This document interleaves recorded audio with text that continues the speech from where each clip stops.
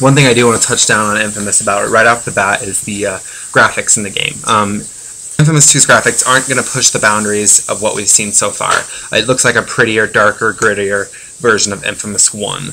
Overall, aesthetic of the game, appeal, clothing, everything like that has been cut down and made a little bit more grittier, grimier, prettier.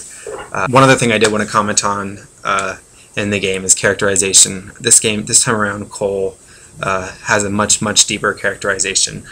His decisions he makes between being a good person, a good role model superhero versus being the villain, the infamous villain, really affect the end of the game. The two endings in this game are much different than the two endings in the previous game.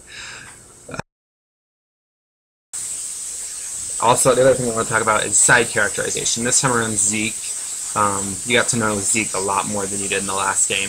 He had a lot of improvements. You also met Quo and Nix. Quo is an Asian secret agent who works for the NSA, who is a conduit, sort of like a mutant.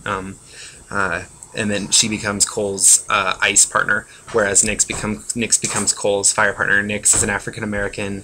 Almost felt like she's a bit stereotypical or racist character. I could be wrong about that. You know, you never know how people will take certain things, but I really felt like Nix was borderline uncomfortable for me. There are two bad guys in this game. One has absolutely no motive at all, and it's really weak, and he's the final boss in the game. And the other one is has an Old Testament. Cole uses the phrase Old Testament morality in the game about this other gentleman, Bertrand, Joseph Bertrand, and this gentleman also.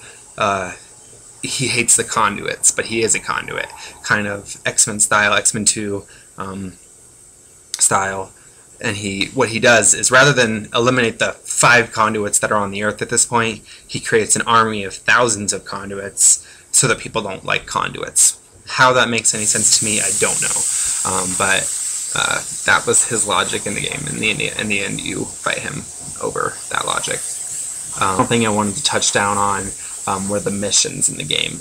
The game missions were very different from the first game. The first game you had a lot of repetitive missions. This game at first seemed to take that and say, no, that's not how it is anymore. The first 15 missions, I don't think I had one mission that was like another. But then towards the end, it seemed like every mission was go do something unique and then fight 500 monsters. Cheers, brother. Half as long. Twice as bright.